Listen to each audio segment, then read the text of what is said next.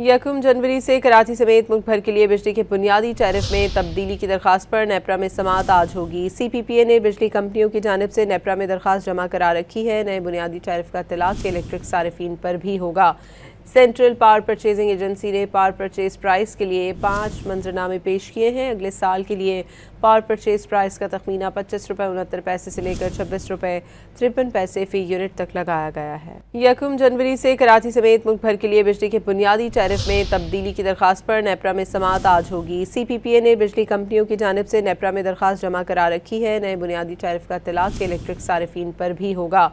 Central power purchasing agency ने power purchase price के लिए 5 मंजरनामे पेश किए हैं। अगले साल के लिए पावर परचेज प्राइस का तखमीना 25 रुपये 69 पैसे से लेकर 26 रुपये 53 पैसे फी यूनिट तक लगाया गया है। 1 जनवरी से कराची समेत मुल्क भर के लिए बिजली के बुनियादी टैरिफ में तब्दीली की दरख्वास्त पर नेपरा में समाअत आज होगी। CPPA ने बिजली कंपनियों की जानिब से नेपरा में दरख्वास्त जमा करा रखी है। नए बुनियादी टैरिफ का इत्तलाक इलेक्ट्रिक सारिफीन पर भी होगा।